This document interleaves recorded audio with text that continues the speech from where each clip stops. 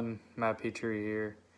Just got done watching the two videos with Andrew Knapp, who is the director of Hamilton County Communications, and then Eric Reiners' video, who is an adjunct professor here at UC in the fire science department.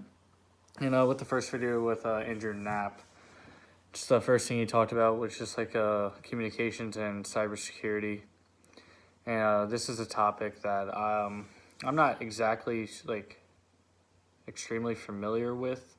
I do have some knowledge of it, but he kind of went into like further detail that I do not have prior knowledge of. And the main thing that I took away in the beginning of this video was the how he talked about the physical protection of terrorism. And it looks like there's like it's ideal to have a lot of guidelines, and when dealing with this type of situation, and just like limiting access to where people can go can really ensure that terrorists cannot have access to anywhere that could where they could potentially cause a lot of damage and harm to people. And the next thing that was talked about was just keeping things connected, but also clear at the same time, just so so they can just like limit as many issues as possible when doing so.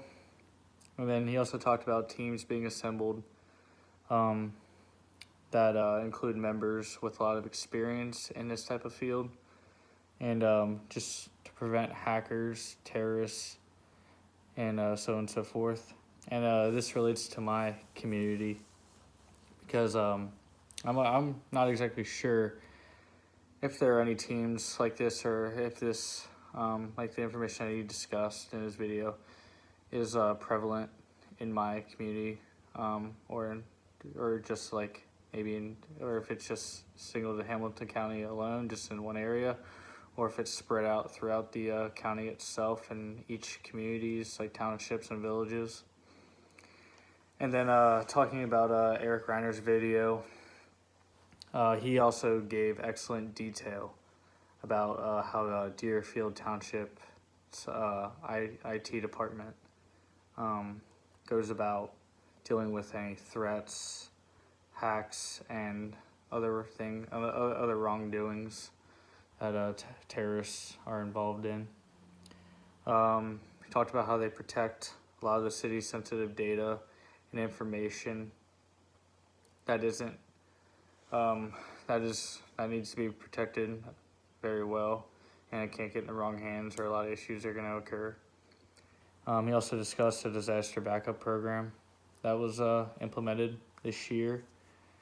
And then also this is related to my community, because this would be extremely essential to have in, say, every township or village. It would be good to have, so not everything is in one place, so everything can kind of be spread out a little bit, so it can't be targeted all at once, essentially. But both videos were very informative, and put a lot of information out there that I had not known before, and definitely give me some new knowledge, and help me better my understanding about cybersecurity and everything that was discussed.